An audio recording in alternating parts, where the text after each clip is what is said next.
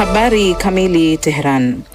Jeshi la Iran limeapa kuendelea kushambulia miundo mbinu ya kiuchumi ya Marekani na Israel katika eneo zima la Mashariki ya Kati, ikiwemo mabenki baada ya benki yake kuu kushambuliwa. Kamanda anayeongoza operesheni ya vita Khatam al-Anbiya amesema maadui wa taifa la Iran wameipa uhuru wa moja kwa moja nchi hiyo kushambulia maeneo hayo ya Israel na Marekani. Kulingana na mashirika ya habari ya Iran, shambulizi dhidi ya benki kuu ya Iran lililotokea usiku wa kuamkia leo limesababisha mauaji ya wafanyakazi wake kadhaa. Hayo yanajiri wakati kiongozi mkuu mpya wa Iran Mojtaba Khamenei akiwa bado hajasema lolote kuhusiana na vita vinavyoendelea siku tatu tangu alipochaguliwa kuchukua nafasi hiyo baada ya baba yake Ayatollah Ali Khamenei kuuawa Februari 28. Beirut. Vyombo vya habari vya Lebanon vimesema Israel imeshambulia vitongoji vya kusini mwa Beirut hii leo Jumatano baada ya kutoa onyo kwa watu kuhama eneo hilo. Picha zilizosambaa mitandaoni zimeonyesha moshi mzito mweusi ukitoka katika maeneo yaliyolengwa. Mashambulizi hayo mapya yanajiri baada ya shambulio la alfajiri kwenye jengo moja katikati mwa Beirut, hali inayotanua vita vya Israel nje ya maeneo yanayodhibitiwa na wanamgambo wa Hezbollah. Vita hivyo vinaendelea kuwatia hofu wakazi wa Lebanon, kama anavyosimulia Basima Ramadhan. Tulikuwa tumelala kama saa 11:30 asubuhi. Nilikuwa nimelala na mume wangu. Mwanangu alikuwa bado yupo macho baada ya kutoka kurudi kazini. Sauti tuliyoisikia ilikuwa kubwa sana na ya kuogofya, siwezi kuielezea. Inatosha. Haya ni mashambulizi mabaya sana. Yataisha lini? Kwa kweli hatuwezi kuvumilia tena.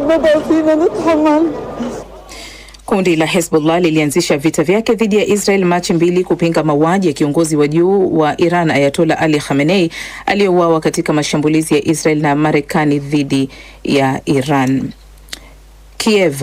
Spika wa bunge la Ujerumani Julia Klöckner amewasili mjini Kiev leo asubuhi kwa ziara yake ya kwanza Ukraine tangu alipochukua wadhifa huo. Klöckner aliyepokewa na mwenyekiti wa bunge la Ukraine Ruslan Stefanchuk anapanga kuonyesha mshikamano wa Ukraine iliyoingia ndani ya mwaka wake wa 5 wa uvamizi kutoka kwa jirani yake Urusi. Spika huyo wa bunge pia atajadili changamoto zinazohusiana na usambazaji wa nishati na mifumo ya ulinzi wa anga dhidi ya droni. Baadaye atalihutubia bunge na pia kukutana na Rais Volodymyr Zelensky. Julia Klöckner amesema ni muhimu kutovisahau vita vya Urusi na Ukraine wakati dunia ikiuangazia pia mzozo wa Mashariki ya Kati.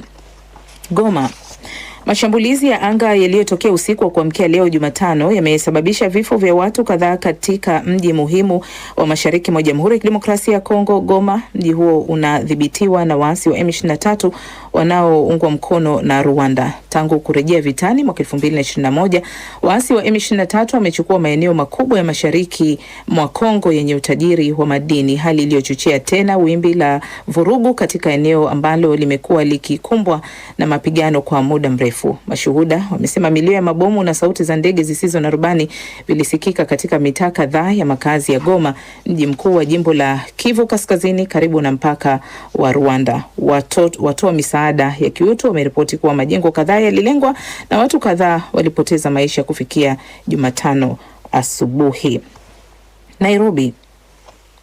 Watu 30 wamefariki dunia kufuatia mafuriko yaliyosababishwa na mvua kubwa katika eneo la Gamo kusini mwa Ethiopia. Serikali ya eneo hilo imesema mafuriko hayo yalitokea hasa katika maeneo ya Degama, huku mamlaka zikieleza masikitiko yao kutokana na vifo hivyo.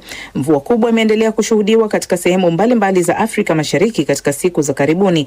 Nchini Kenya, makumi ya watu walipoteza maisha baada ya mvua kubwa kunyesha jijini Nairobi na maeneo mengine mwishoni mwa wiki. Tafiti kadhaa zinaonyesha kuongezeka kwa vipindi vya ukame na mvua kali katika Afrika Mashariki katika miaka 20 iliyopita. Sayansi wanaonya kuwa mabadiliko ya tabia nchi yanayosababishwa na shughuli za binadamu yanaongeza uwezekano na ukali wa matukio ya hali mbaya ya hewa kama mvua kubwa. Na huo ndio mwisho wa taarifa ya habari kutoka DW Bonn. Mimi ni Amina Abubakar. DW Dunia Yetu Leo Mchana. Asante sana Amina Abubakar kwa taarifa hiyo ya habari. Msikilizaji, upo kwenye uchambuzi wa kina wa ripoti zetu mbalimbali ambazo tumekuandalia mchana huu. Tutaendelea kuitazama vita inayoendelea katika eneo pana la Ghuba na Mashariki ya Kati, ambako Iran na Israel zimeendelea kushambuliana kwa makombora, wakati Rais Donald Trump akijikuta akikabiliwa na shinikizo ndani ya nchi yake Marekani kuhusu vita hivyo. Kwa hayo na mengine mengi, baki nasi. Tuna ripoti nyingi tu ambazo utazisikia kutoka hapa kwetu, msikilizaji, na unayetufuatilia wakati huu. Unachotakiwa kufanya ni kuendelea kubakia na DW Kiswahili wakati huu kuyajua hayo tuliokuandalia. Na tuanzie basi huko Mashariki ya Kati. Mataifa ya Ghuba, licha ya kushambuliwa kwa Iran na Israel, zimeendelea kushambuliana kwa makombora na droni hivi leo, huku Tehran ikiongeza mbinyo wake kwenye sekta ya mafuta kwenye eneo la Ghuba na Mashariki ya Kati, na ikiapa kuzilenga benki za Marekani na Israel kwenye eneo hilo baada ya benki kuu yake kushambuliwa. Mohamed Khalef anayo mengi zaidi. Mapema asubuhi ya leo, droni zinazodaiwa kurushwa na Iran zimeanguka karibu na uwanja wa ndege wa kimataifa wa Dubai, ambapo watu 4 wamejeruhiwa. Hata hivyo, shughuli za safari kwenye uwanja huo zimeendelea kuwa za kawaida, kwa mujibu wa ofisi ya habari ya Dubai. Kabla ya hapo, kombora jingine lilipiga meli iliyobeba makontena kwenye mlango bahari wa Hormuz, ambapo moto mkubwa ulizuka na kuwalazimisha baharia wake kujiokoa, kwa mujibu wa jeshi la Uingereza. Nchini Kuwait, serikali ya huko imesema mifumo yake ya ulinzi wa anga imefanikiwa kuzidungua droni 8 za Iran, huku Saudi Arabia nayo ikisema imezidungua droni 5 zilizokuwa zikielekea kwenye visiwa vyake vya mafuta vya Shaiba. Iran inatajwa kufanikiwa kusimamisha safari za meli za mizigo kwenye mlango bahari wa Hormuz, ambako robo moja ya mafuta yote ya dunia kutokea Ghuba ya Uajemi hupitia kuelekea bahari ya Hindi. Pia imefanikiwa kuvilenga visima na mitambo ya kusafisha mafuta kwenye mataifa jirani ya Ghuba kwa lengo la kuweka mbinyo wa kilimwengu dhidi ya uchokozi ulioanzishwa na Marekani na Israel mwishoni mwa mwezi uliopita.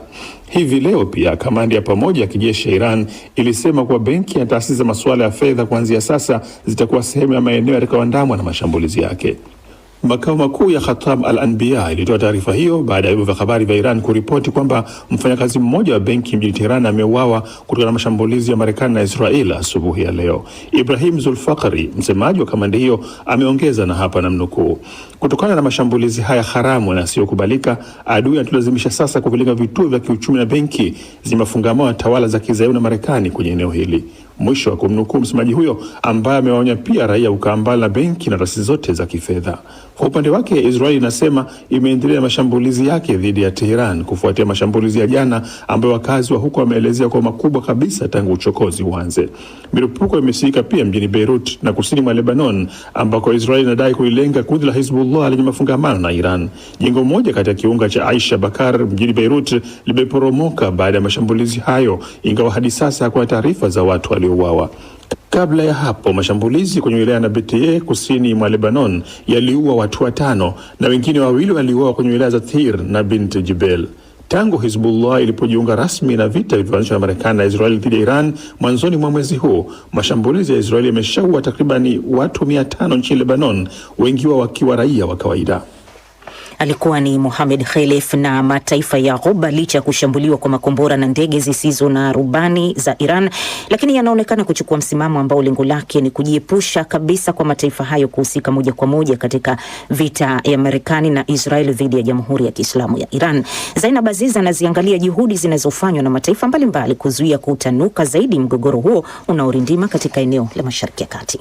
Zaidi ya siku 10 baada ya kuishambulia Iran kwa pamoja, Marekani na Israel zimeshuhudia pengo linaloongezeka katika maoni ya umma, huku Rais Donald Trump akikabiliwa na ukosoaji mkubwa, ukiwemo kutoka kwa wanachama wa chama chake cha Republican wanaosema vita hivyo vinapingana na ahadi yake ya Marekani kwanza aliyoitoa wakati wa kampeni yake. Wachambuzi wanaonya kwamba vita hivyo vinapingana na ahadi ya Trump ya kukomesha migogoro ya nje na vinaongeza wasiwasi wa kiuchumi. Rais wa Iran Masoud Pezeshkian ameandika kwenye mitandao ya kijamii kwamba baadhi ya nchi zimeanza juhudi za upatanishi bila kufafanua zaidi. Qatar imezihimiza pande zinazohusika kujizuia ili kutoa nafasi kwa mazungumzo ya kidiplomasia. Msemaji wa Wizara ya Mambo ya Nje Majid Al-Ansari pia amesisitiza kwamba katika mzozo huo pande zinazohusika zinapaswa kuacha kuilenga miundombinu ya kiraia, akibainisha kuwa shambulio lolote dhidi ya miundombinu hiyo halikubaliki.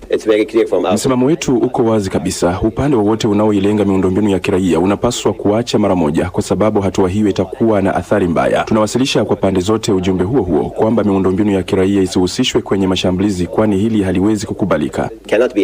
Kwa upande wake, Urusi imesema pendekezo lake kuhusu kuwa mpatanishi bado lipo mezani. Msemaji wa ikulu Dmitry Peskov amesema Urusi iko tayari kusaidia kuvimaliza vita katika eneo la Mashariki ya Kati, hasa baada ya rais wa Urusi Vladimir Putin kuzungumza kwa njia ya simu na rais wa Marekani Donald Trump siku ya Jumatatu. China inataka kukomeshwa mara moja kwa operesheni za kijeshi katika eneo la Mashariki ya Kati. Imesema imempeleka mjumbe wake huko Mashariki ya Kati kwa ajili ya juhudi za upatanishi. Wakati huo huo, mawaziri wa nishati wa G7 leo Jumatano wamesema wako tayari kuchukua hatua zote muhimu kwa ushirikiano na shirika la nishati la kimataifa IEA ili kukabiliana na kupanda kwa bei ya mafuta ghafi kutokana na vita vya Mashariki ya Kati. Rais wa Ufaransa Emmanuel Macron, ambaye nchi yake inashikilia urais wa kupokezana wa kundi la nchi 7 zenye uchumi mkubwa, anatarajiwa kuongoza mkutano kuhusiana na vita vinavyoendelea katika eneo la Mashariki ya Kati.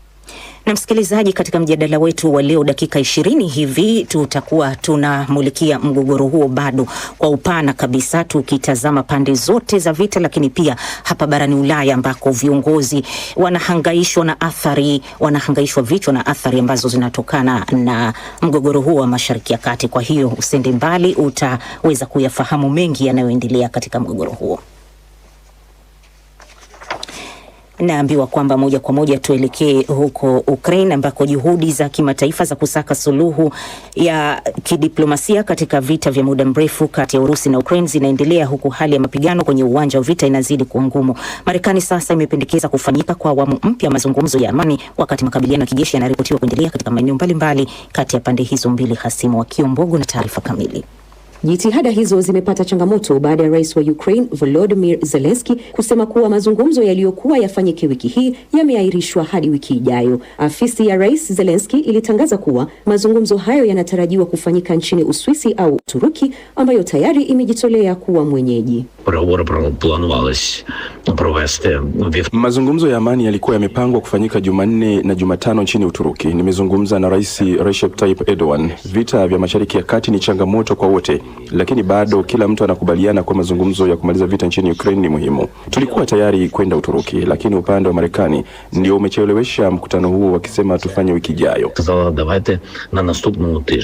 Wakati juhudi za mazungumzo zikiendelea, hali ya mapigano inaendelea kuwa tete. Ukraine inadai imefanikiwa kuwasukuma nyuma wanajeshi wa Urusi katika baadhi ya maeneo ya mstari wa mbele na kurejesha maeneo kadhaa ya kusini mashariki mwa nchi. Hata hivyo, madai hayo hayajathibitishwa kikamilifu. Kwa upande wake, rais wa Urusi Vladimir Putin anasisitiza kuwa majeshi yake yanaendelea kupata mafanikio katika eneo la Donbas mashariki mwa Ukraine na kwamba Moscow iko tayari kuendelea kutumia nguvu iwapo mazungumzo yatashindwa.